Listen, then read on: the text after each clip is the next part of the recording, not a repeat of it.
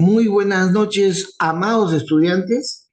Vamos a continuar con nuestra clase que hemos empezado el día lunes, hablando en este abordamiento que tenemos inicial de la organización de la empresa, desde que hay la intención, la disposición, el esfuerzo de entender la organización y proponer cosas para que ésta se administre apropiadamente, utilizando las herramientas que provienen de la ciencia. En la aplicación de la ciencia, nosotros hoy en día podemos decir, eso es ingeniería, eso es ingeniería. Por lo tanto, la ingeniería empresarial data de esas circunstancias, de ese tiempo hemos revisado aquellos aspectos que ya desde el siglo XIX van a aparecer, que van a tener una resonancia muy prolongada en la historia de la gestión empresarial, la gestión organizacional en general, ¿no? Y hemos entrado a dar una revisión para extraer aquellos aspectos y consideraciones que se tienen, ¿no? Sacando alguno de ellos de la historia del conocimiento en materia de aplicación de ciencia en la organización.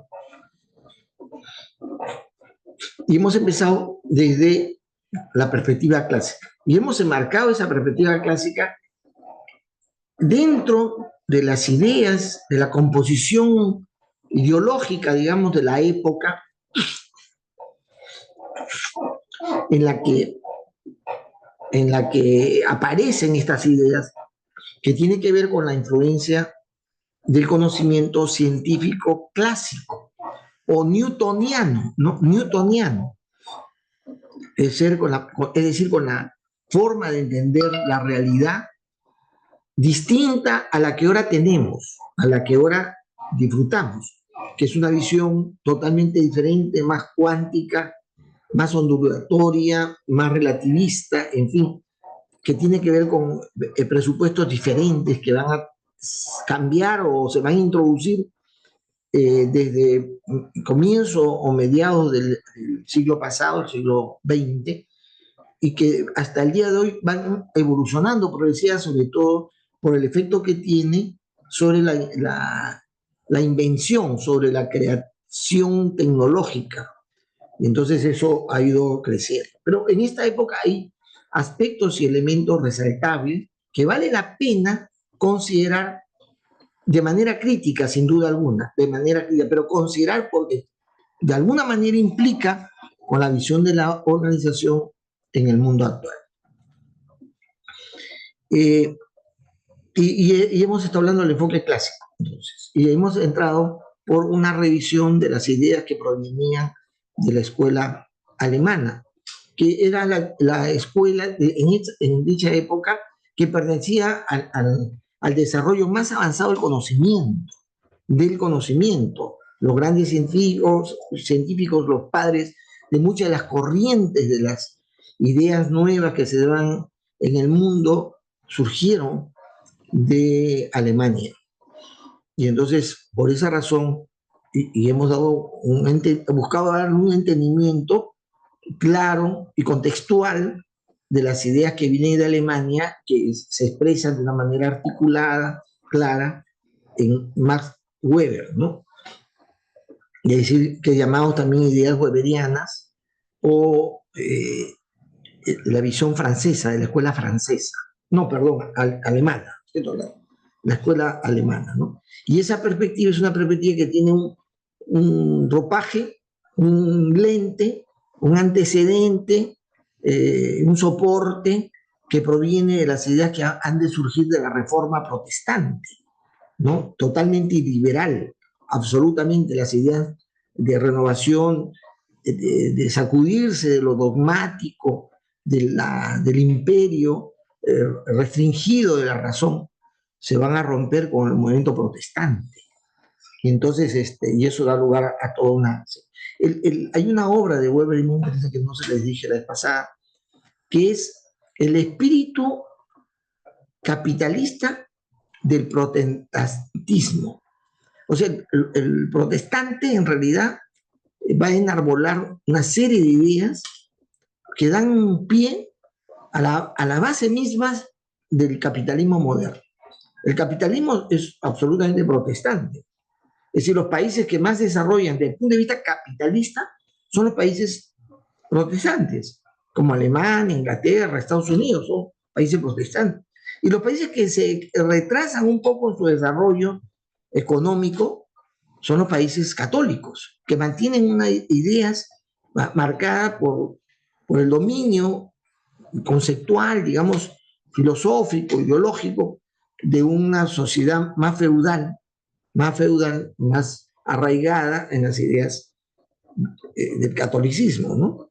Eso se ha roto el día de hoy porque ya las ideas de una sociedad libre, de una sociedad de libre mercado, en fin, ya no tiene un ropaje religioso como en esa época sí existía. Entonces, ya hemos mencionado que en la escuela alemana está bien marcado de ese entendimiento del impulso protestante. También la escuela científica que vamos a ver ahora, porque lo desarrollan dos, o sea, ideas que provienen de un pensador protestante, pero tiene que ver también con, digamos, la articulación de una sociedad que obedece a las ideas clásicas, ¿no? Clásicas, de la ciencia clásica, autollamada científica, ¿no? Y esas ideas las expone, pues, como ustedes saben, Taylor, ¿no? Taylor es el gran exponente y tomamos de él aquellos aspectos resaltantes de la escuela científica, ¿no? Del enfoque clásico o de la escuela americana, ¿no? O norteamericana.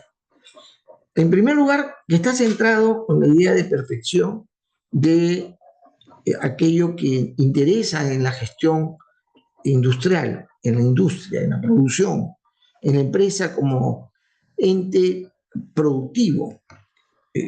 Y acá el gran énfasis es ese perfeccionamiento en tiempos y movimientos. Ahí está, digamos, el paradigma más importante y resaltante, que la organización debe funcionar muy bien, aprovechando óptimamente, eficazmente los movimientos y los tiempos en la que la mirada de la empresa, de la industria, es una mirada mecanicista, como un gran mecano, en la cual el ser humano es una pieza más, es una pieza más. Entonces, así como se hace ajustes a las diversas piezas del proceso industrial, también se debe hacer ajustes y darle un mejor funcionamiento a la actividad humana, ¿no?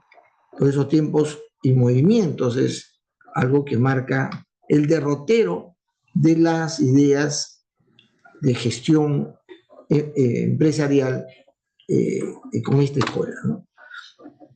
Donde la especialización es también un valor, un aspecto, digamos, resaltante, importante. La especialización le va a dar, digamos, una característica de valor importante en un mundo segmentado, ¿no? Bajo el enfoque del pensamiento clásico, la realidad la dividimos en componentes independientes, cada uno de ellos con sus propias características y funciones, ¿no? Sin interesar su vinculación con el resto. Ese enfoque de especialización se desarrolla también a nivel del desempeño humano, de la empresa, de los estados, del mundo.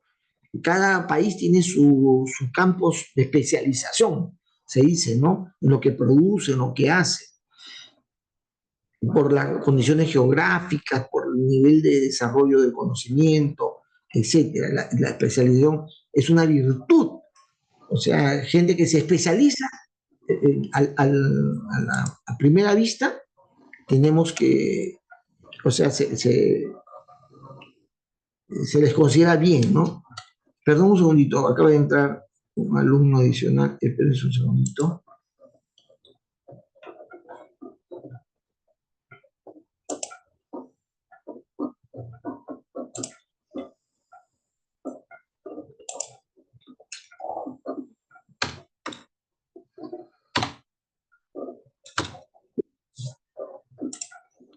Un segundito.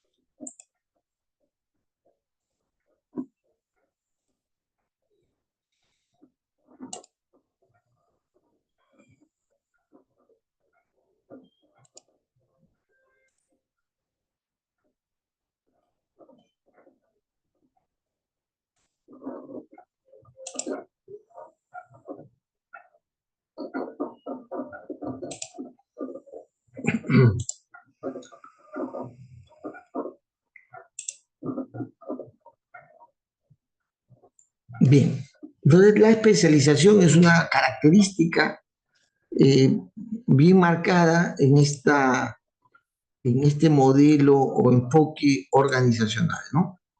Que tiene mucha,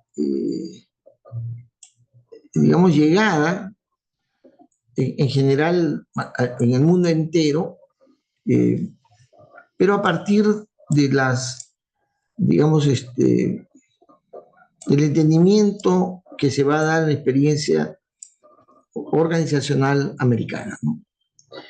Y también en esta escuela se puntualiza la importancia que tiene en el devenir organizacional el, la experiencia, el tiempo que uno dedica en las actividades empresariales o industriales, y la experiencia es una fuente también de autoridad, de experiencia, ¿no? Ahora, esa es una fuente de autoridad, pero en el modelo de Weber, el modelo conceptual de Weber, está dos aspectos muy importantes. Esta experiencia convertida en capacidad, en influencia, en mística, en, digamos, un carisma que le da a quien tiene esa experiencia una posición en relación al resto y que ocupa un lugar en la jerarquía, ¿no? Pero la experiencia es la fuente de autoridad, principalmente eso, ¿no?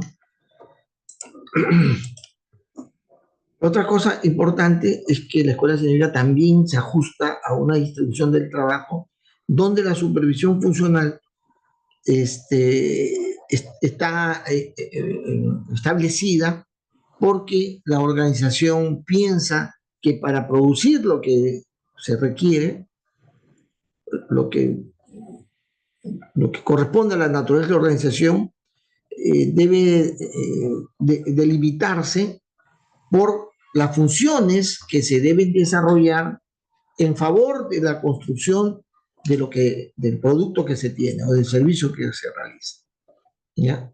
Y entonces la arquitectura de funcionamiento es funcional, o sea, qué funciones tiene tal o cual área, y entonces se distribuye. Si yo necesito desarrollar cierto tipo de productos, eso requiere que la organización tenga estas funciones y de esta manera las organizo.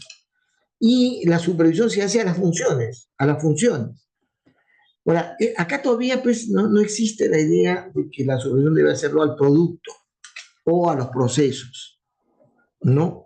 O a las condiciones de desarrollo de la gestión empresarial. No. Lo que superviso es básicamente que la gente en la organización se cumpla las funciones. Si se hace bien, si se hace regular, en fin. Es como si ahora en día, como sucede ahorita en la facultad, ¿no? Lo que le interesa al coordinador de área es que el profesor esté enseñando. O sea, vaya a clase, ¿no? Pase la lista y de alguna manera se dirige a los estudiantes. Cumplió su función. Le interesa, no le interesa tanto el resultado que se tiene. en términos de entendimiento, de comprensión de las cosas que se enseñan, o en términos del resultado que los estudiantes esperan, que es pasar el rigor evaluativo de calificación del curso. Es funcional, simplemente cumple la función, el profesor enseña, los alumnos vienen, asisten, están delante de la pantalla y punto, ¿no? Y eso es el enfoque científico clásico de la escuela americana. Considera que esto es muy importante, que la supervisión, primero la articulación de la empresa sea funcional, organigrama, funciones, manual de organización y funciones, ¿sí? Reglamento, organización y funciones, así eso, ese término viene desde esa época y hasta el día de hoy se utiliza, y la supervisión es funcional. O sea, una unidad, una composición funcional es supervisada por alguien. Otra cosa interesante es que esta escuela americana, su corte protestante está relacionado a la identificación de la prosperidad con el cumplimiento de un propósito, digamos, trascendente. Lo trascendente es producir, digamos, beneficios económicos. Para eso hace la empresa. El objetivo de la empresa es producir rentabilidad, producir ganancias, ¿correcto? Eso es lo que busca el empresario. Y el empresario, eso es lo que lo motiva. Eso lo motiva. Para eso arriesga, para eso hace lo que tiene que hacer. Y considera que también el trabajador, al involucrarse y a prestar sus servicios en la organización, lo que está buscando es recibir una remuneración. Y entonces el paradigma de la época es que el factor motivacional por excelencia era el salario. O sea, la gente mejor pagada supuestamente debería ser la más motivada, digamos, ¿no? Los más involucrados, los más trabajadores. Entonces ese es un paradigma que se va a sostener en esa época y que se comparten las diversas escuelas. Las diversas escuelas consideran que un país capitalista, pues el capitalismo está llegando a un auge espectacular, y entonces no creer que el dinero no sea el factor más importante no era también en esa época dable, ¿no? Es decir, es consistente al espíritu de la época, la búsqueda del desarrollo del capital y del desarrollo de la riqueza por la posesión de dinero, ¿no? Eso es lógico en esa circunstancia, ¿no?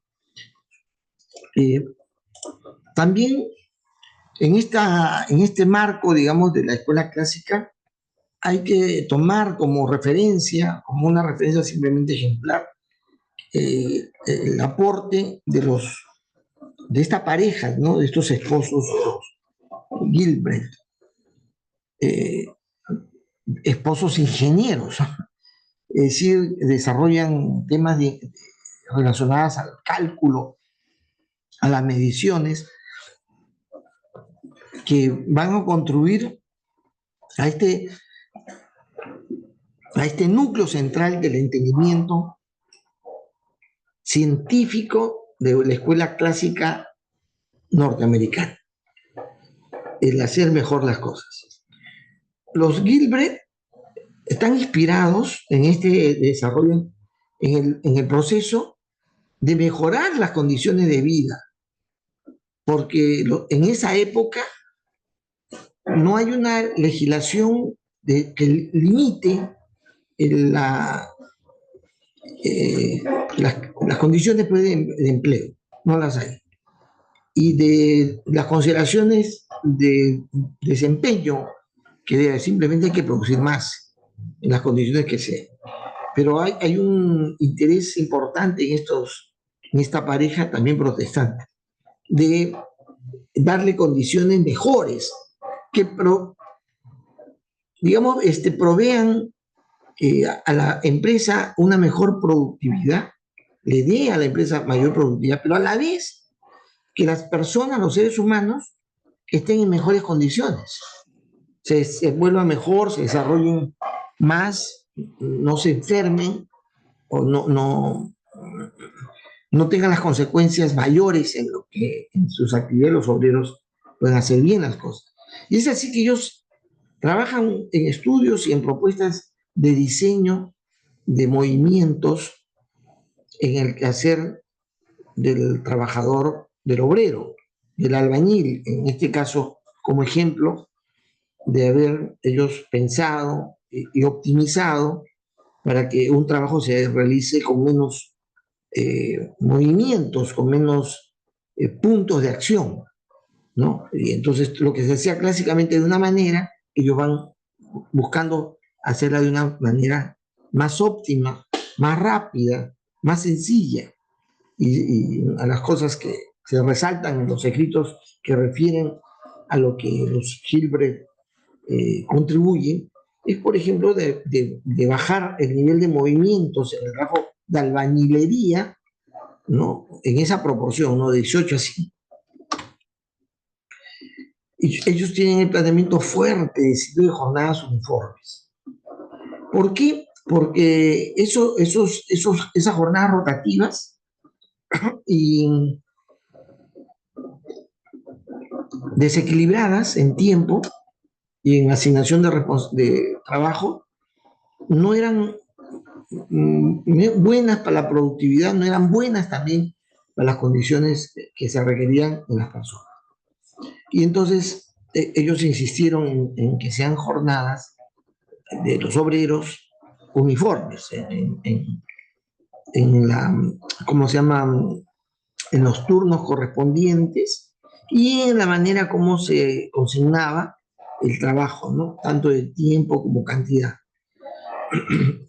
Y muchas de las cosas que ellos van a aportar tiene que ver con las condiciones laborales. Y es curioso que queriendo que las propuestas tienen que ver con mejorar la eficacia y la eficiencia para la empresa, para el beneficio de los dueños de la empresa, en realidad también encierra esta búsqueda de proteger las condiciones laborales, ¿no? Condiciones laborales que ellos van a inspirarse fundamentalmente porque es una época en la cual hay una buena cantidad, un buen porcentaje de empleados niños, obreros niños. Es una época en la cual no hay una restricción, ¿sí? Los niños también trabajan, la pobreza, la condición de grandes diferencias económicas hace que la gente, digamos del pueblo, la gente de más bajo nivel, hace trabajar a sus hijos. ¿Sí? Van a la fábrica, los niños trabajan. No hay legislación que lo impida, que lo limite. Además, es deseable que en el hogar, cuando ya la pobreza es tal, los niños puedan tener un ingreso. O sea, y eso se da, ¿no? No hay legislación. Pero ¿qué es lo que pasa? Las actividades fabriles en la que se involucra el niño, muy niño, va a producir en el niño deformaciones, limitaciones, en fin, va a generar efectos negativos en los niños. Porque el trabajo obrero es repetitivo, es solamente con el uso de la fuerza, en fin. Eso a los esposos Gilbert les duele, les golpea. Y las propuestas que hacen están inspiradas en la búsqueda de que esos niños no se deformen, no se limiten, no sufran las consecuencias del trabajo fabril, ¿no? Y bueno, y por esa razón se vuelven también importantes en el aporte que ellos hacen. Sin duda está en el marco del hecho de aceptar porque en ese tiempo la cultura es que el trabajo infantil no está proscrito, no es que está mal, no se ve así, no se siente así, no se imagina que luego no se va a ver bien, sino que se hace, pues, ¿no? Entonces, mejorar esa condición es lo que les interesa a ellos. Otro personaje importante que hacemos referencia, y lo hacemos referencia no porque en sí él fuera un gran aportante, porque sí, bueno, deja unas líneas, precisamente en lo que se llama la programación de las actividades, del quehacer empresarial, es que nos deja instrumentos para ello, ¿no? Como son las gráficas de control, que vamos a ver más adelante, que es una base fundamental para luego tener un dominio de lo que sucede en la organización, en sus procesos, y podamos actuar buscando mejorando la calidad de lo que se hace. El uso estadístico, repito, es muy importante en la escuela, en el enfoque clásico, en todas las escuelas, especialmente en la escuela científica. Entonces acá Henry Gantt entrega una serie de elementos sobre la base del uso estadísticos de la actividad empresarial, ¿no? Entonces ahí se trata de sincronizar mejor, de eliminar el desperdicio de tiempos en el desarrollo de las actividades. Luego se va a utilizar para los proyectos, para aquello que se van a empezar a desarrollar, y entonces se tiene que diseñar, se tiene que adecuar, y entonces se genera lo que hoy día le llamamos una gestión de un proyecto, y esa gestión de proyecto se planifica tratando de sincronizar y que las cosas en el tiempo se hagan de una manera mejor, ¿no? Aprovechando mejor recursos y tiempo. La escuela clásica también tiene una escuela, pues el enfoque clásico tiene una escuela francesa, llamada también escuela gerencial, porque la preocupación más interesante, más importante de esta escuela es aquella que va más allá de las actividades de tiempo y movimiento, sino de cómo esto se organiza, se administra, se planifica mejor para el éxito empresarial, ¿no? Entonces, Fayol, que también en el colegio ustedes lo han referido, es el que en su planteamiento encontramos bien puesto aquellos aspectos resaltantes de esta escuela. Y acá hay un aspecto que a mí me ha interesado resaltar. Los métodos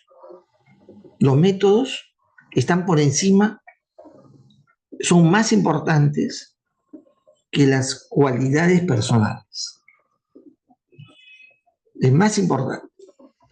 Yo con el método puedo mejorar mis cualidades personales. Yo puedo tener grandes cualidades, pero si hago las cosas sin seguir el método adecuado o correcto, esas habilidades o no se aprovechan o no tienen el resultado que uno espera, ¿no?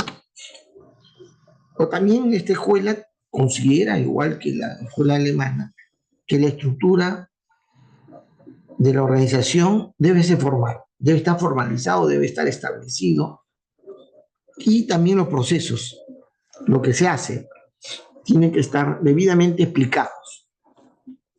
Que no se hable en esa época, hablará quizás de actividades, ¿no? Las actividades de fabricación de los obreros, los empleados, tienen que estar formalizados. Y también se hace un énfasis especial en el tema de la administración, de la gestión. Y la administración tiene funciones básicas, ¿no? Esas funciones básicas de la administración es el planeamiento, la planeación, la elaboración del plan, como ustedes quieran.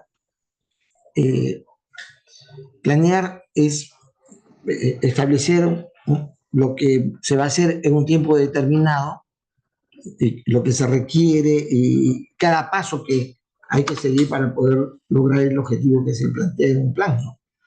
En segundo lugar está cómo organizo las cosas, cómo las organizo. Puede ser que la empresa tenga una organización estructural funcional, pero también dentro de la actividad que se realiza funcionalmente hay que organizar las cosas, ¿no? ¿Qué se hace primero? ¿Cómo se prioriza? ¿Quién lo va a hacer? En fin. El tema de organización está en el centro mismo de la eficiencia organizacional con la escuela gerencial. ¿Cómo organizo las cosas? El otro aspecto es cómo le doy direccionalidad, cómo conduzco. Cuando dice dirección, es cómo conduzco hacia un determinado objetivo la organización, la dirección y el control. Acá hay un tema también muy central, muy importante, que es el énfasis por el control. El tema de control va a tener una evolución. en el tiempo, hasta el día de hoy, ¿ya? El control es la manera como yo puedo verificar o validar que lo que se está haciendo es lo que hay que hacer, es correctamente hecho o debe ser modificado, ajustado, ese es el control. Y entonces mucha gente dice que, o mucho autor dice que el planeamiento debe no requerir de la organización muchos recursos, mucho tiempo, poco. En esa época se hablaba de que más o menos se debe representar el 20% de la actividad gerencial. Y la mayoría, el 80%, debe ser ocuparse en el control, en la supervisión. Y eso es un tema fundamental, digamos, en esta idea clásica, que es la base o el antecedente del modelo cibernético, que se asienta fundamentalmente de una adecuada inteligencia que ajusta y controla la actividad empresarial, y la ajusta de una manera inteligente, eso bajo un enfoque de control. Los principios, o sea, Fayol tiene ahí un planteamiento interesante en el desarrollo de las propuestas, pero basado en el cumplimiento de ciertos principios, el cumplimiento eficiente, ¿no?, de esos principios. Antes de seguir, un momentito, por favor, un segundo, un ratito.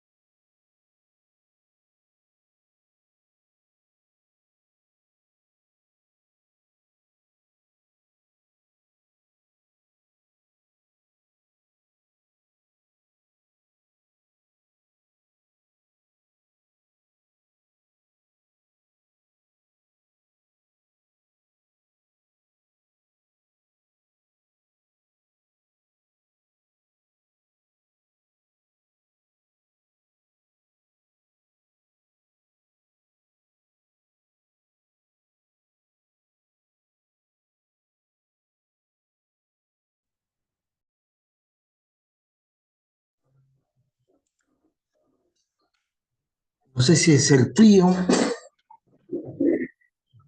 viene estos calambres de mierda. Bien, mil disculpas. Me he metido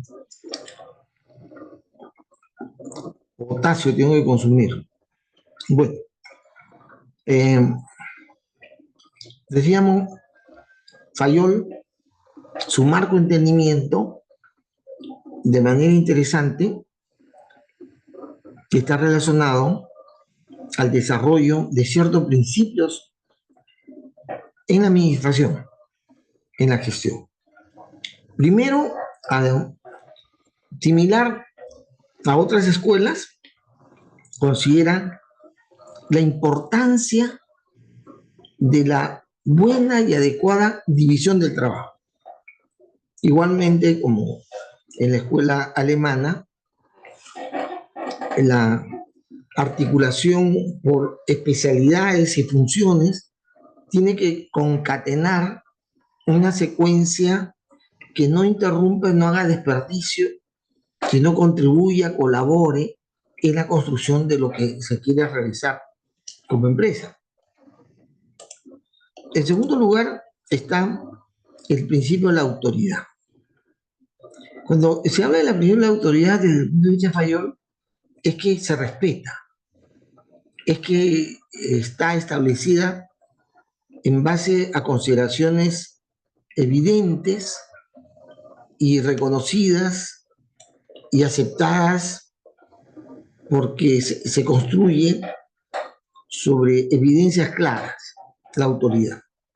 Y la disciplina en el hecho de que una buena organización establece las reglas hay consideraciones y condiciones de trabajo, de lo que se hace, que se exige su cumplimiento en términos, digamos, estrictos.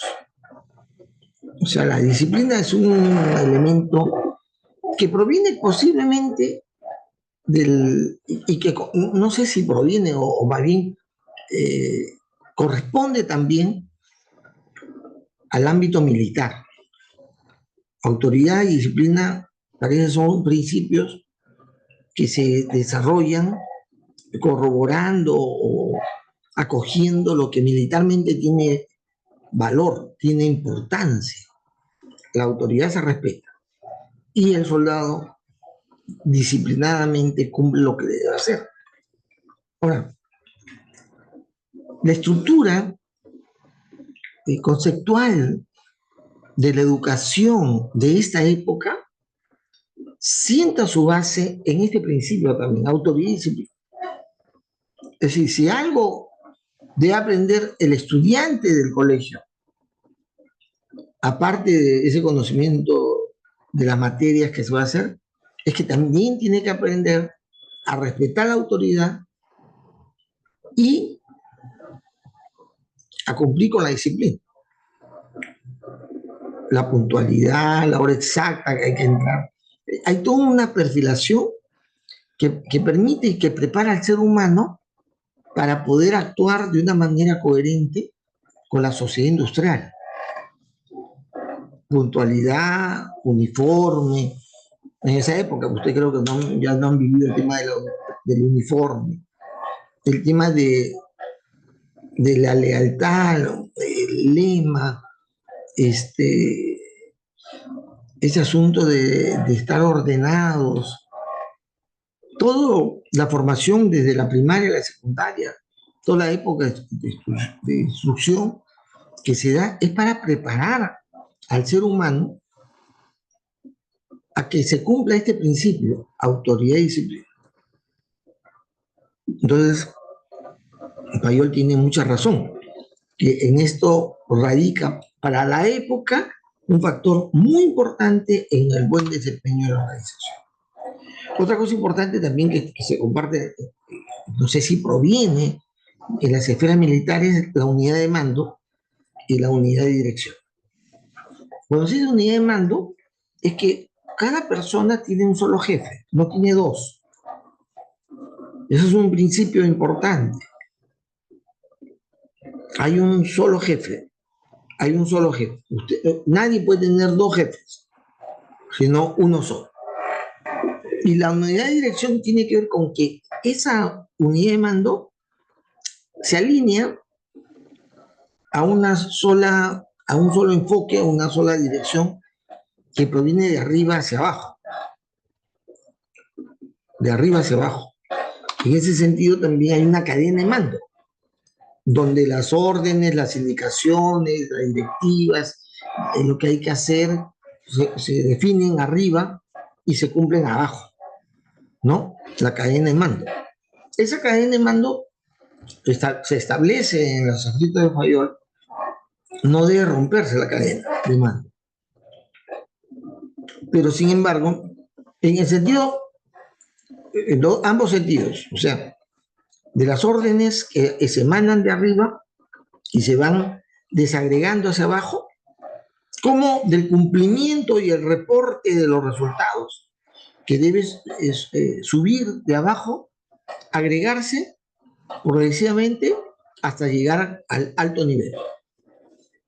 Esa cadena de mando de indicación, orden o instrucción de trabajo versus el reporte de resultado sube siguiendo una cadena que no se debe romper. Sin embargo, en la práctica, posteriormente se descubre que normalmente la cadena de mando se rompe. Se rompe. Y la rompe normalmente el de arriba. O sea, de arriba hacia abajo, la cadena de mando suele romperse. Es decir, de pronto el gerente general se dirige a un jefe de división, pasando por encima del gerente, digamos, operativo, del subgerente, en fin, y va de frente a un nivel, a otro nivel. La cadena de mando en la práctica, más allá de lo que Fayol recomienda, se rompe, se rompe. Pero lo que se desarrolla posteriormente es la debida conciencia de que si bien se puede romper de arriba hacia abajo, no se debe romper de abajo hacia arriba. Es decir, el jefe mayor, o sea, pasando por encima de uno, dos o tres capas de jefaturas, pide algo, se realiza, pero su reporte del resultado tiene que seguir para que no haya problemas la línea natural del mando, de abajo hacia arriba. Y eso en la práctica es correcto, en la medida de que si eso se rompe, el que está en medio, los jefes intermedios, pierden autoridad,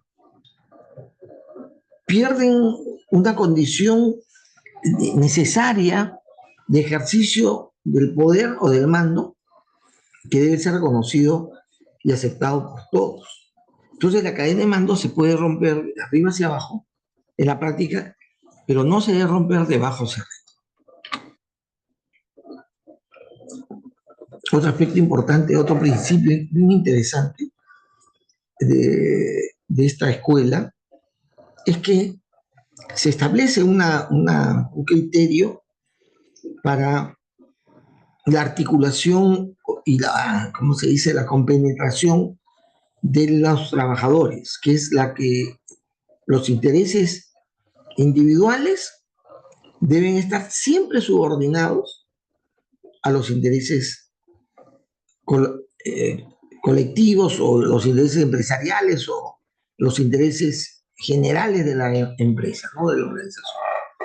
Esa subordinación de interés tiene digamos, una expresión que se parece mucho a los tratados, a la literatura para la gestión de de las organizaciones en el mundo no capitalista, en los países socialistas o comunistas, como quieran. Es que ahí sí aplica de una manera estricta el tema de que los intereses individuales se subordinan a los generales, ¿ya? No prevalece. En el mundo occidental, ese también es un principio no necesariamente cumplido, porque a veces los intereses particulares se ponen por encima de los intereses organizacionales. En un mundo más liberal sucede así, ¿no? Otro aspecto también igual que la escuela americana es que la remuneración es un factor importante en la motivación, en la búsqueda de resultados y también en la estabilidad o la permanencia del personal en la organización. Otro principio es la centralización y el orden, es decir, para tomar una buena decisión, para conducir bien la organización, la información, los elementos de ejercicio de la gestión están centralizadas, para poder manejar de una manera apropiada la organización. Y en ese sentido también hay que acompaña a la centralización, es el orden. O sea, debe establecerse las indicaciones de cómo proceder frente a situaciones generales, permanentes o situaciones espontáneas o esporádicas. Orden. Orden también implica en los principios de Fayol el ordenamiento físico, que esté los lugares donde se elabora limpios y ordenados, ¿no? El principio de equidad es bien rara, bien curiosa.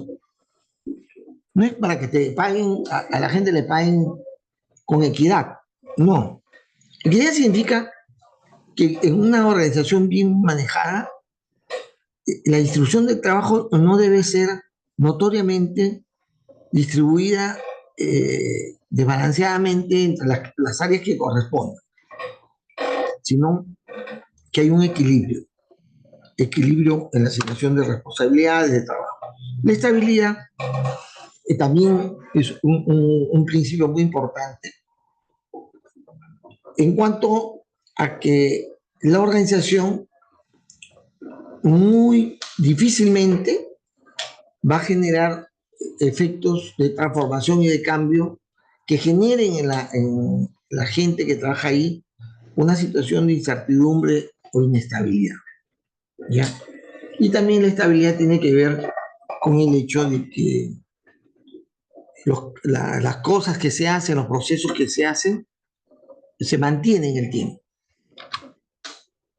Y por último, de aquellos principios que considerado necesario resaltar, es el tema de la iniciativa y del espíritu de grupo. Iniciativa es un factor muy importante en el sentido de que Fayol dice que la gente va a tener ideas nuevas y hay que tomarlas. No necesariamente ejecutarlas, no tomarlas.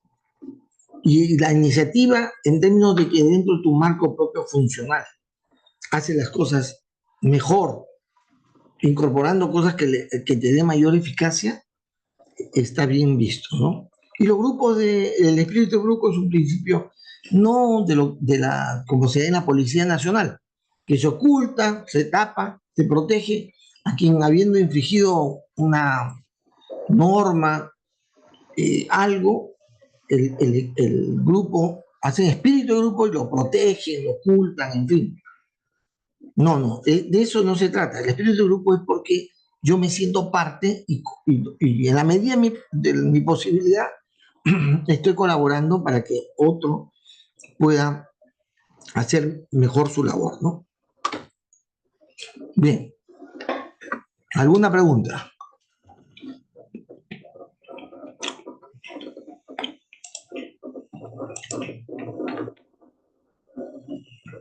¿Están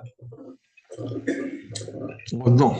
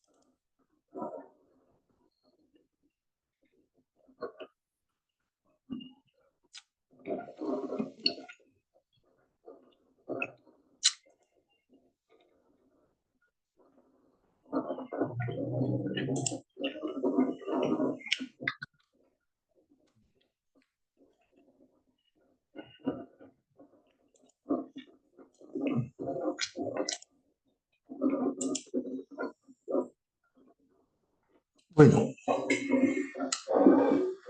esta primera referencia al cual hemos comentado ha querido tomar en consideración estas tres escuelas que pertenecen al siglo antepasado y que sientan las bases del desarrollo en medio de la revolución industrial, de la gran industrialización, sientan las bases del ejercicio empresarial sobre la formulación de ideas y propuestas eh, que pretenden ser sostenidas por el conocimiento científico, ¿ya? Pero el pensamiento científico clásico. Y posteriormente, estas escuelas van a ir siendo, digamos, enriquecidas o desplazadas o complementadas con otra forma de entender la organización. Siglo XX. Y el siglo XX empieza con una efervescencia extraordinaria de interés por los temas sociales, por la sociedad, por el tema de la justicia, de los modelos económicos, el cuestionamiento al capitalismo, el cuestionamiento todavía rasgos ¿cómo se dice? Expresiones de formas feudalistas de gobernar la sociedad, las empresas. ¿Ya? Eso te va a seguir dando, pero aparecen nuevas formas de entendimiento, producto de esta efervescencia en el campo del interés por la persona humana, ¿no? Y va a aparecer este primer enfoque llamado el comportamiento, que rompe de una manera interesante con la forma tan dogmática, tan estructurada, tan rígida que tienen los enfoques, el enfoque clásico, sea de la escuela alemana, norteamericana o francesa. Rompe. Se va por otro lado. Pone el énfasis, la tilde, a otro aspecto de la organización. ¿Ya?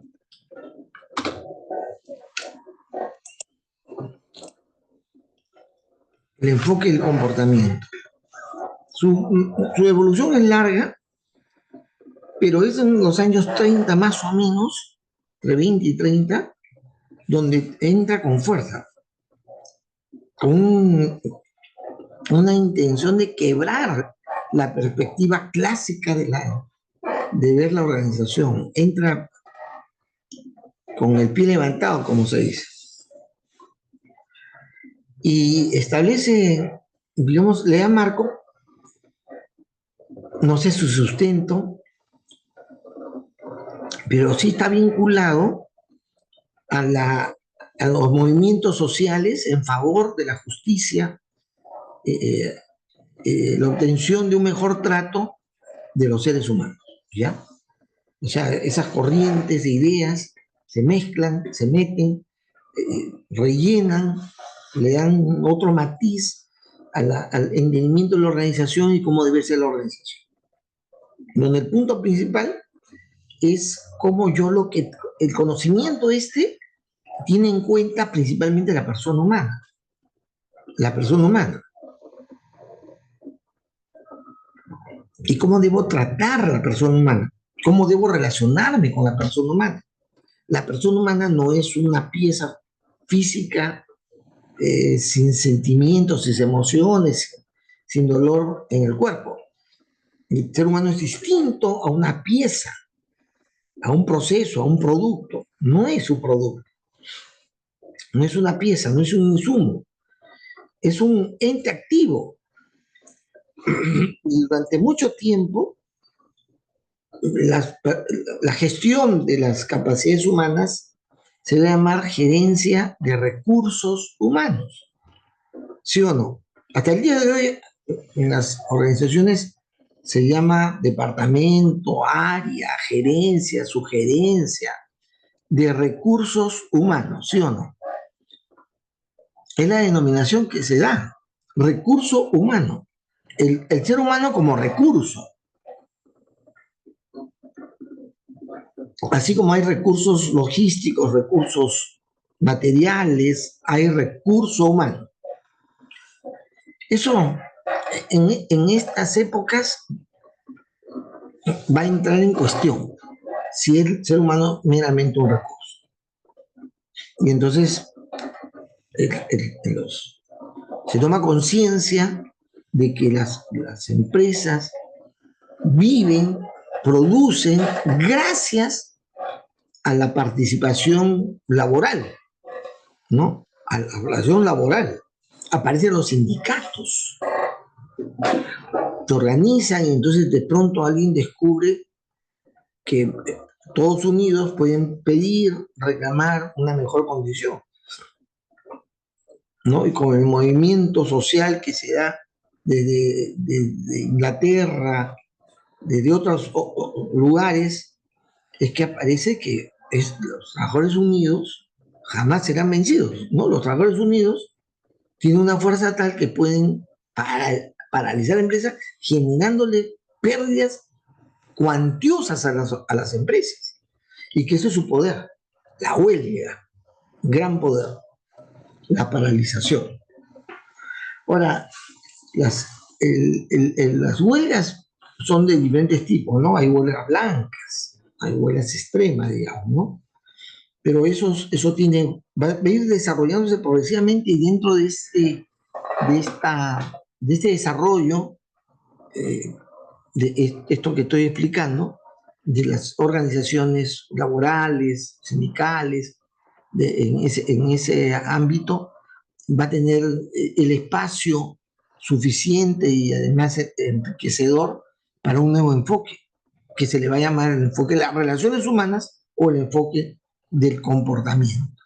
Y es así, en esa progresividad de desarrollo de las organizaciones sindicales, de la aparición de la comunidad laboral, la comunidad industrial, en fin, varias comunidades que toman en cuenta al trabajador, los trabajadores van a tener cada vez más una mayor posibilidad de interactuar con la autoridad y también interactuar con los propietarios, en fin, con los que gerencian la organización y teniendo cada vez una mejor posibilidad de influenciar sobre decisiones, inicialmente en el plano de las condiciones laborales.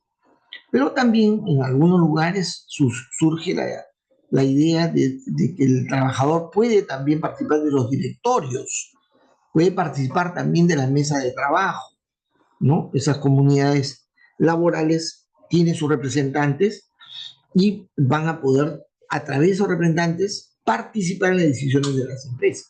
Poco a poco, los trabajadores, paréntesis no calificados, van a aumentar su influencia en la toma de decisiones. Aparecen las leyes a favor del sindicato o de los sindicatos, dándole legalidad, legitimidad a las agrupaciones organizacionales y haciendo que haya un elemento, un factor adicional en el desarrollo de la organización en la que tiene mucho peso el trabajador, el ser humano, ¿no?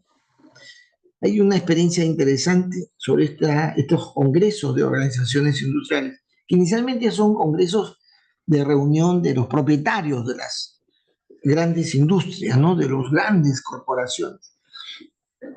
Pero sucede que a veces en esas reuniones no se discuten políticas generales para desenvolverse dependiendo del tipo de gobierno que existe en donde las empresas están ubicadas, o tratando los temas de aprovechamiento de recursos naturales que hay en ciertas zonas, y las inversiones, etcétera, lo que el gran capitalista le interesa, ¿no? En estos congresos hay esa inicial intencionalidad y reúne a los dueños, a los propietarios, a los gerentes generales de las empresas más importantes del mundo. Y se van allegando progresivamente, digamos, representantes de empresas de mediano desarrollo o de desarrollo local, nacionales, ¿no? Pero en medio de esas discusiones aparece también la necesidad de conversar y discutir sobre las nuevas formas que, producto del desarrollo de la ciencia y la tecnología, se va incorporando.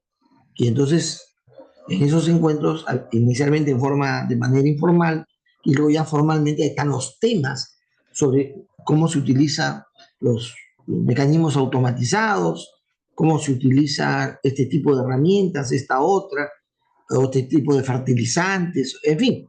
Empiezan también en esas reuniones no suele hablar sobre los temas relacionados a la gestión financiera, a la gestión empresarial global, sino ya a la forma como se produce, cómo mejorar la calidad de lo que se hace. Y esos temas, normalmente el dueño no tiene una mayor proximidad. Es el dueño, es el que pone la plata, la accionista. Antes iba a hablar sobre eso, pero ahora poco a poco apareció más temas. Y entonces los gerentes, o sea, los dueños ya no van solos, van con los gerentes, porque los gerentes conocen sobre lo que pasa en la otra capa del funcionamiento organizacional. Y con el tiempo, cuando los temas ya se vuelven más ricos en cosas más específicas, se llevan a los técnicos, ¿no? Se llevan ¿cómo se dice?, los supervisores de área, porque ellos tienen un mayor conocimiento técnico de las cosas.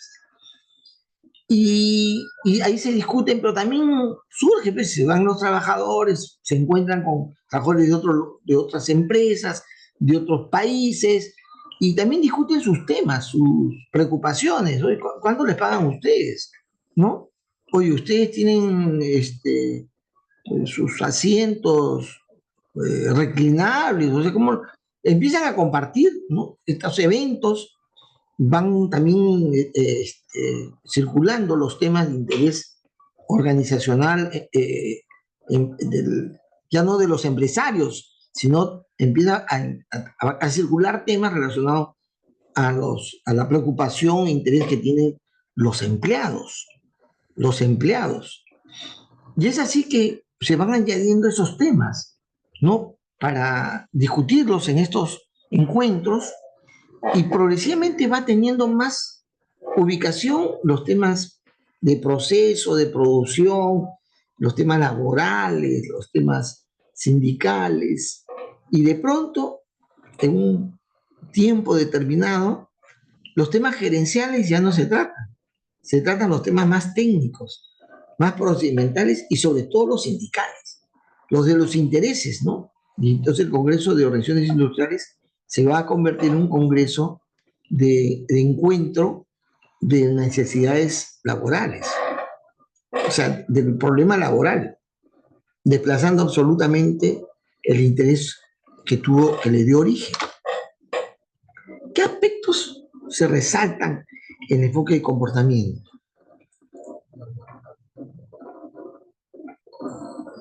Y es notorio que en virtud de este proceso evolutivo de las ideas nuevas del movimiento social, ideológico que se ve en el mundo, que penetra además por las necesidades que la sociedad industrial ha producido por la condición de extrema diferencias y la explotación que hay con los obreros, que combina todo eso, es que el enfoque del comportamiento le va a dar una forma nueva de entender la organización, donde se va a ir incorporando esta necesidad de mirar al ser humano más. Entonces, esa visión del comportamiento racional, mecanicista, digamos, racionalista y mecanicista, se va a ir convirtiendo en la búsqueda de una visión de la organización para entender su comportamiento de una manera más humana o más humanista. El uso de la palabra humanista es referencia necesariamente al humanismo que se va a desarrollar a partir de la Revolución Francesa, ¿no? A ese humanismo, ese entendimiento del ser humano está en el centro de la realidad de la sociedad, ¿no? En medio de la sociedad, el ser humano se encumbra, él es el centro, el que tiene más importancia. El comportamiento racionalista, humanista, mecanicista, frío, ¿no? O sea, productivista del enfoque clásico, va a ir progresivamente cambiando a una visión más de la persona humana, ¿no? Y en ese sentido, y de justicia, y en ese sentido humanista. Entonces, ¿cuál es el énfasis principal? Para algunos, ¿no? O sea, cada revisor de esta época del desarrollo de las ciencias administrativas o empresariales, va a haber cosas, aportes importantes, pero la que yo observo es que hay un factor principal en el entendimiento de cómo relacionarse con los seres humanos. términos en materia de propiedad de los medios de producción, o tanto en la manera como establecer una condición apropiada entre dueños y empleados.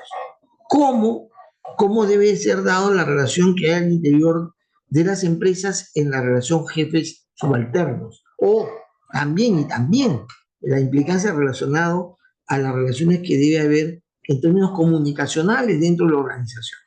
¿Ya? Las relaciones resulta ser un factor sumamente importante, en la que igual, por los escritos que hay, el factor comunicación es un factor de gran importancia en el manejo eficaz de la organización, la eficacia de la organización. Cómo yo comunico, cómo yo transmito, cómo yo genero una indicación o una corrección, en fin, o una cosa nueva. La comunicación es un factor principal, o es el principal instrumento de eficacia de la organización. Eso, el enfoque comportamiento nos pone en esa consideración, ¿no? Ahora, el desarrollo de los temas de la comunicación sigue varias líneas. Hay una teoría de la comunicación del cual deviene la teoría de la información. Porque ¿qué cosa comunicas? ¿Qué cosa comunicas? Información. Cómo se hacen las cosas, qué debes hacer, cuánto debes hacer. Información, ¿no? Y la manera como es que yo implemento una buena comunicación es teniendo también mejor articulado, mejor trabajado, mejor tratado la información. Y el enfoque o la teoría de la información deviene finalmente lo que se llama el tratamiento de la información, con la trato de la información. Y luego va a venir el tratamiento automatizado, ¿no? Acuérdense, ¿eh? Tratamiento automatizado, que es una manera como esa información te es útil y le das y te permite, y la manera como manejas, cómo tratas la información, te permite de alguna manera afectar la eficacia organizacional. Entonces hay un desarrollo progresivo, pero que nace de un enfoque del comportamiento, de un enfoque mucho más humanista. Acá también hay personajes que debemos no olvidar, ¿no? Y una de ellas es también esta famosa Mary Parker, ¿no? Mary Parker. Mary Parker se constituye en una de las pensadoras que se han peleado en muchas escuelas. Uno dice que es una precursora del enfoque de sistemas, del entendimiento de sistemas. Siglo XIX, ¿no? Es una precursora. Puede ser, ¿eh? Pero ella pertenece a la escuela del comportamiento, al enfoque del comportamiento, en realidad, ¿no? Y una cosa que ella sostiene, y no solamente ella, o sea, cuando yo hablo de una referencia es porque lo expresa, que puede estar expresado también por muchos autores, pero ella lo expresa o no se lo recoge de lo que sucede en ese ámbito, es que ya la administración ya no va a ser actividades específicas que se hacen a lo largo de un tiempo, ¿no? Que se hacen en determinados momentos en el tiempo, sino que la administración debe ser un proceso continuo. Es decir, ya hay una actividad, ya hay una función, ya hay un cargo, de administrar. Y eso debe conducir un proceso continuo en la organización. Para Mary Parker, la participación de los trabajadores en la solución de problemas es principal, porque es el trabajador el que está directamente vinculado al problema. O sea, quien está directamente ligado al problema, el que opera la actividad y que enfrente el problema es el más necesario en la búsqueda de la solución del problema. Es decir, los trabajadores, dado que ya, ojo, estamos en la época en la cual los trabajadores han logrado tener una posición importante en la toma de decisiones. El trabajador vale. El trabajador es considerado distinto, piensa, ya no solamente actúa, no solamente mueve una pieza, sino piensa, razona y por lo tanto sabe de qué se trata el problema y es una pieza importante en la solución del problema.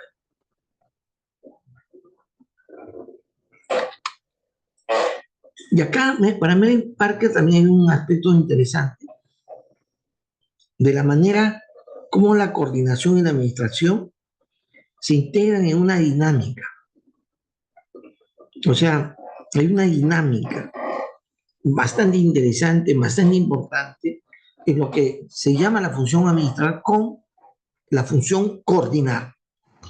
Finalmente, la administración es el acto de coordinar, de armonizar las cosas, ¿no? Los procesos, las actividades, los resultados, los insumos, etc. Entonces, coordinar es articular, que es el propósito principal de una buena administración para Parker, ¿no? Otra cosa que propone Parker en virtud, lógicamente, de este aspecto que tiene que ver con el entendimiento del trabajador participa y resuelve los problemas, es una escala mayor, es un nivel mayor de posicionamiento, de empoderamiento del trabajador, es esta afirmación importantísima que no es autora ella. Esta expresión es una expresión bastante estrictamente militar. La línea decide. ¿Qué significa la línea decide? Que cuando estás al frente de batalla, eso viene del mundo militar, pues estás al frente del campo de batalla, lo que tienes que hacer no lo va a resolver a alguien que está distante del momento definitivo. La línea, cuando dices la línea, es el frente, es la línea del frente, es donde está produciéndose el enfrentamiento, donde estás con tu arma disparando para vencer al enemigo y estás tú en esa línea donde te tienes que agachar para que el enemigo no te dispare en la cabeza. Estás en ese momento, no le vas a preguntar a tu, no sé, pues a tu coronel, a tu general, agacho la cabeza, ¿no? Salto a la trinchera, ¿no? Disparo, no sé. Yo decido, o sea, yo ese rato decido, por sobrevivencia, por necesidad de victoria, lo que fue, la línea decide, ¿sí o no? Ninguno de ustedes ha sido militar. Entonces lo que le estoy diciendo lo han visto en la televisión, en el cine, nada más, que la línea decide, ¿sí o no? Y los que están al frente, no hay alternativa, de repente hay directivas previas para poner énfasis en un manejo táctico de las cosas, pero estás ahí y si tú ves que el pata te está apuntando, ¿qué haces? Te tiras al piso, no sé, pues te revuelcas, te escondes detrás del árbol, lo que sea, pero tú decides. Nadie decide por ti. Y entonces para Mary Parker dice, los que están al frente del negocio, al frente de la administración, deben resolver. O sea, la centralización, que es un principio fundamental en el enfoque clásico, tiene una condición de relativa, en la medida de que esto sea posible, da el tiempo, da las circunstancias de elevarlo, de centralizar. Si no, el que está frente al problema decide, ¿no? Decide, tiene que tomar la decisión. Esto es un asunto revolucionario, ¿eh? Extraordinario. Los modelos actuales para el desarrollo de una organización con autonomía operacional, con despliegue reticular, se va a basar en esta idea de que es posible que cada unidad de negocio que está de frente con la resolución del negocio tome una decisión. No necesite que alguien en un ámbito superior tome la decisión. Bien, la línea decide. ¿Cuáles son los principios? Bueno, la coordinación es un aspecto muy vinculado está vinculado estrechamente la coordinación a la gestión, a la administración. Entonces, este tema de coordinar tiene ciertas consideraciones, porque de eso depende una buena marcha. Cuando ustedes miran el modelo viable, tienen en cuenta el modelo viable, sobre la operación hay una función muy importante. Es la capa sobre la cual algunos piensan se resuelve el tema de la eficacia organizacional. Una buena operación, una buena coordinación operacional te asegura un buen resultado.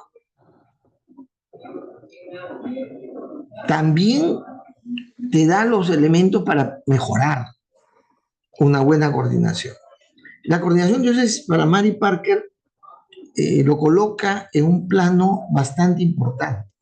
Por eso recomienda ciertos aspectos. Hay una recomendación de Mary, esto es ya su cosecha y dice hay ciertos principios que hay que cumplir.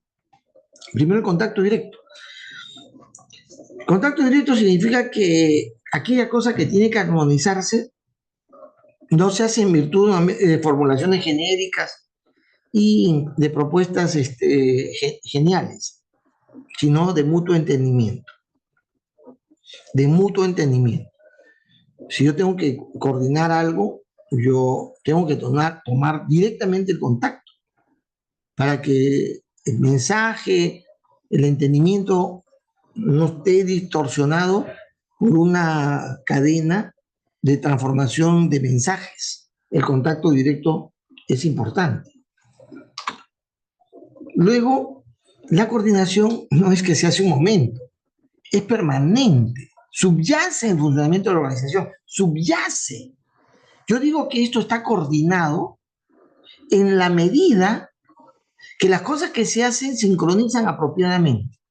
He planificado cuándo debo comprar los insumos, hago ¿no? Hay una programación para la compra, para el transporte, para la colocación, para la entrada al almacén, para la clasificación, la colocación en los anaqueles correspondientes y luego en el uso, ¿no? El retiro de esos insumos para el proceso productivo en el momento que se necesita. Si eso está debidamente planificado, armonizado, se dice que está coordinado. Es decir, coordinación no se está refiriendo solamente al encuentro esporádico bajo circunstancias especiales para ponerse de acuerdo, para establecer un criterio. No, se dice el primer coordinador es permanente, es decir, debe estar subyacente en la manera como organizamos las cosas. Está coordinado. Yo cuando les he dado ya a ustedes en Univirtual un cronograma, o en la rúbrica un cronograma, para que ustedes sepan cuándo colocar el trabajo, cuándo toca tal o cual tema, y eso se desarrolla, se dice que todo está coordinado. Todo está coordinado. Es decir, la coordinación tiene una perspectiva más amplia de la idea de solamente tener un encuentro en base de un incidente, de unas circunstancias de urgencia, que también tiene que ver, ¿no? Eso se coordina en forma directa. Y es la coordinación un factor esencial en el planeamiento. Yo para planear debo haber hecho el esfuerzo de tener todo coordinado, todo armonizado. No se me dejó entender. Es decir, planear significa coordinar apropiadamente las cosas, para que las cosas sigan por una línea no obstructiva, sino constructiva de lo que hay que hacer, planear. Y también es esencial cuando yo me instrumentalizo, o sea, un proyecto lo voy a instrumentalizar, o sea, voy a implementar los elementos que me permiten gestionar el proyecto. La coordinación es sumamente importante, es esencial. Si no hay comunicación, si no hay incorporación, si no hay esa sincronización de tiempos, de recursos, el proyecto no va bien. El proyecto debe estar bien coordinado, es esencial. Y por último, que lo que plantea Mary Parker es que en todo esto, como un principio de la coordinación, es que todos los aspectos de algo, de una situación sobre el cual se plantea un nivel de armonización, de sincronización, de coordinación, todos los aspectos que están involucrados tienen que ser tomados en cuenta. No se puede obviar, no se puede obviar la clasificación, digamos, de implicancia, de participación, de interés de las partes interesadas en algo, no es lo deseable. Todos tienen que entrar a tallar para que todo se tome en cuenta. Todos los aspectos de algo deben tomarse en cuenta. Otro personaje interesante, importante, no es Christian, sino Chester Barnard. Christian Barnard es el famoso médico que hizo la primera operación de trasplante al corazón, el primer cardiólogo cirujano que generó esa maravilla, esa primera experiencia fantástica de trasplante del corazón. Ustedes saben que las piezas, siempre se ha considerado que las piezas más importantes de la vida del ser humano es el corazón y el cerebro, ¿no? Corazón y cerebro. Entonces, cuando se trasplantó el corazón, fue eso Christian Barnard. No estamos hablando de él, estamos hablando de Chester Barnard. Barnard es un personaje que también, igual como Parker, se quiere consignar a otra escuela, pero no es perder el enfoque. Pero pone los antecedentes de lo que ha de venir muy cerca hacia adelante, que es el enfoque de sistemas. Porque Chester Barnard, juntamente con otros autores, no es él solo, hay otros autores que van a hablar de la organización como un sistema social, como un sistema social, como sistema.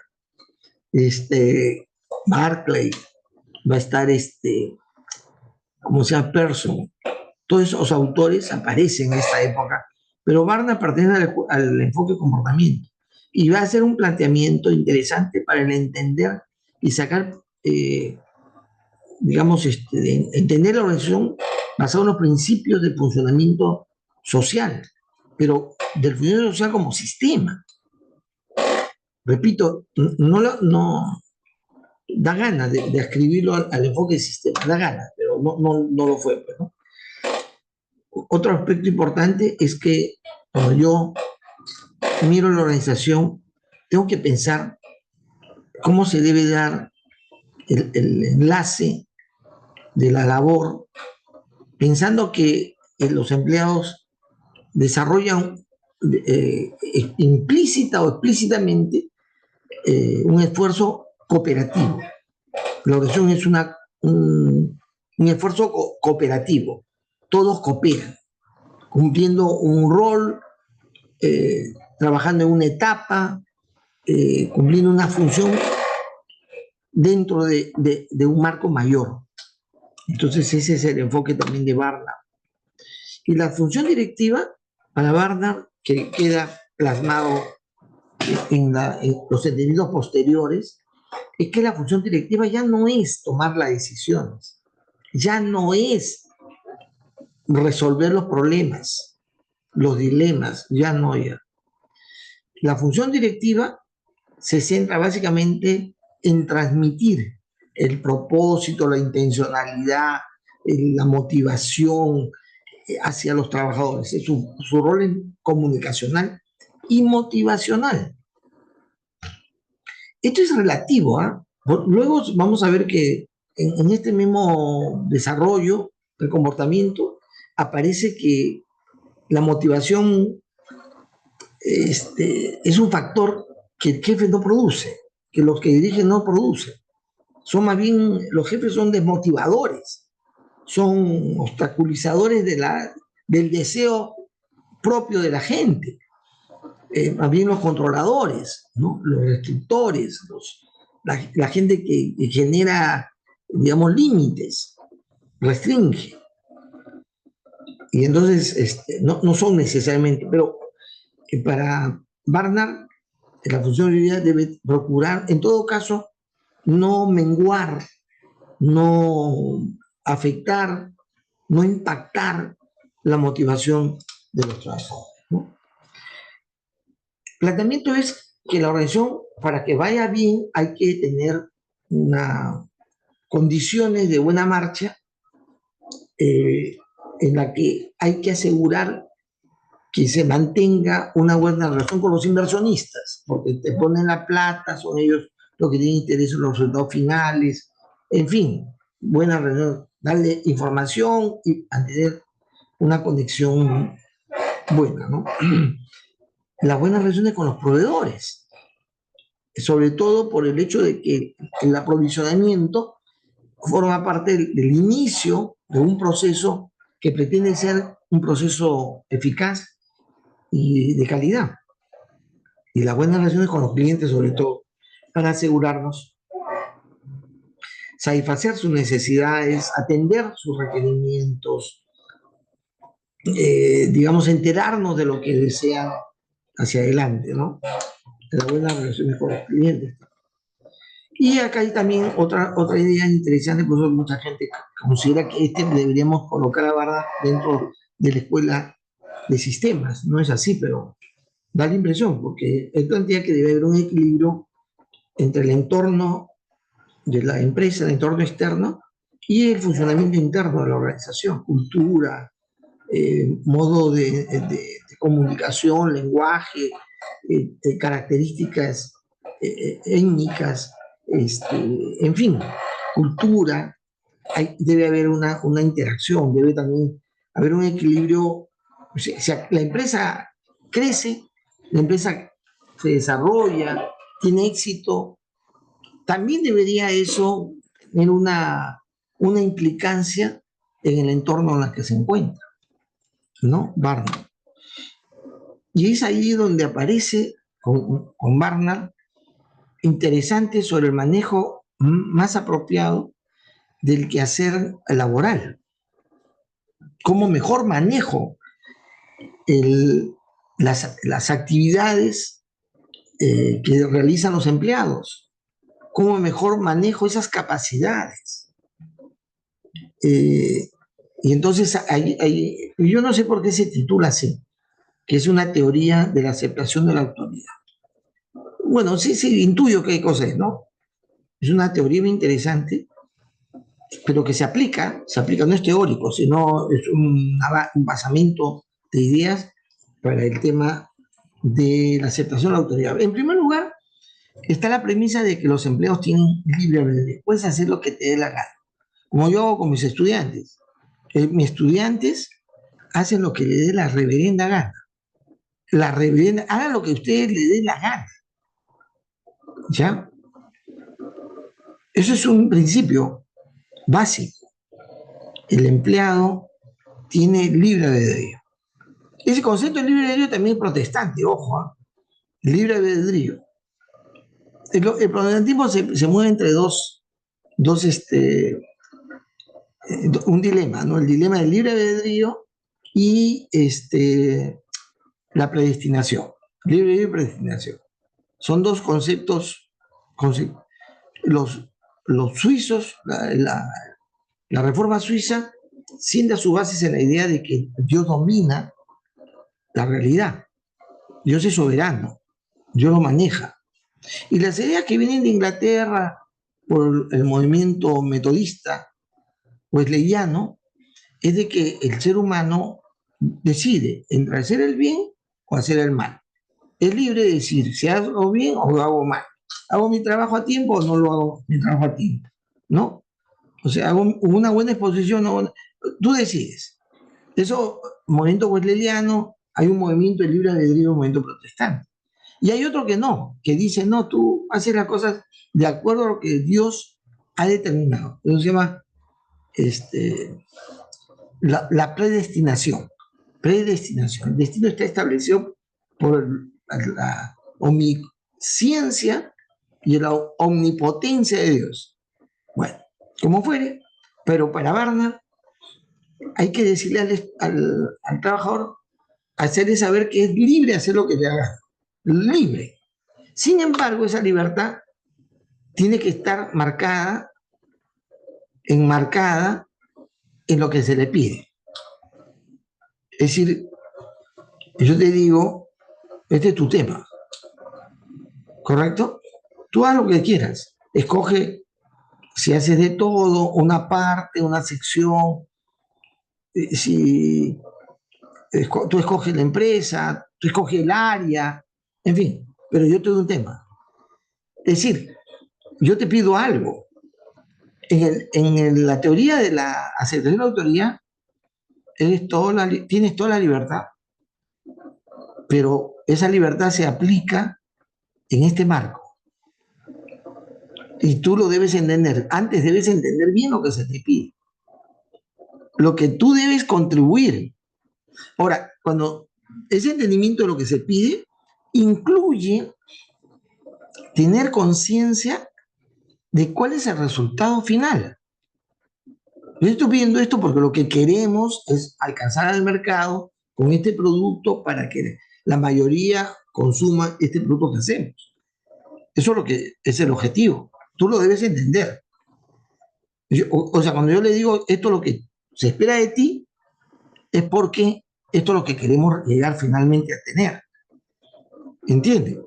Ese planteamiento, digamos, de complementariedad conceptual o dialógica entre la libertad que tienes y el marco que tienes de esa libertad es muy importante. Y luego se dice que debe haber coherencia entre lo que se hace, lo que se percibe que se está haciendo como resultado obtenido con las metas de la organización. Haz lo que te dé la gana, pero tú debes entender que se te pide contribuir en este propósito y además estas son las cosas que se quieren alcanzar y tú vas a tener conciencia plenamente de la correspondencia que hay entre lo que haces y lo que se logra en las metas de la organización. Haz lo que te da la gana. Y si acaso haces lo que te da la gana, consistente a las metas organizacionales, cumpliendo lo que exactamente se espera de ti, tú vas, y ello lleva a beneficio de la empresa, tú vas a tener conciencia de ello, te vamos a informar al respecto, pero además ese beneficio te va a corresponder también a ti.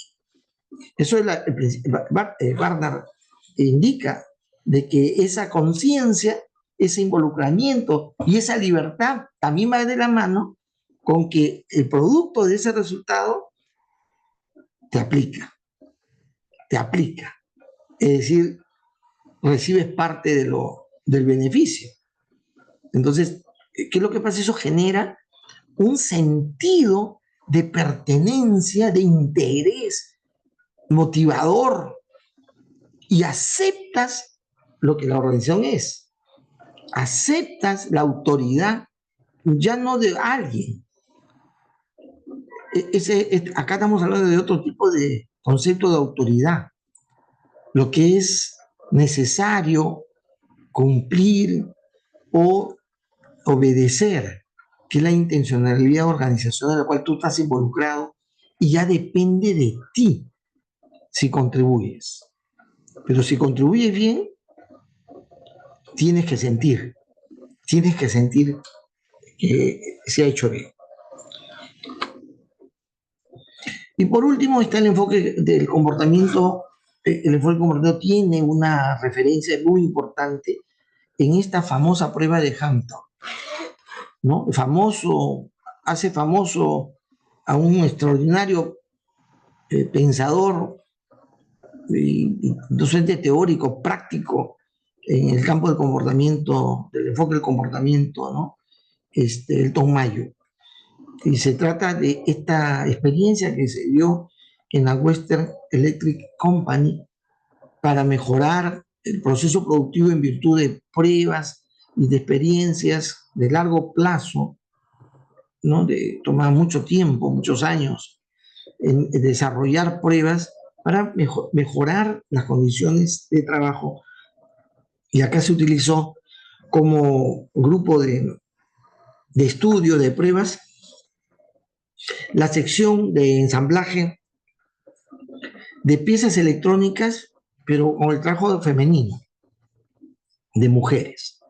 Ese estudio se hizo en Chicago entre los años 1924 y 1933, no poco tiempo, y tuvieron resultados que fueron de mucho provecho en publicaciones, en recomendaciones. Ese proceso, como digo, tuvo un grupo sobre el cual se hicieron cambios. Antes se planificaron, se planearon de acuerdo a los avances que había, digamos, llamado hoy en día materia ergonómica, en la cual el factor iluminación jugaba un papel muy importante dentro de la configuración del tipo de trabajo. Se iba cambiando la configuración del ambiente de trabajo, sobre todo con el tema de iluminación, para poder ver cómo eso afecta la productividad.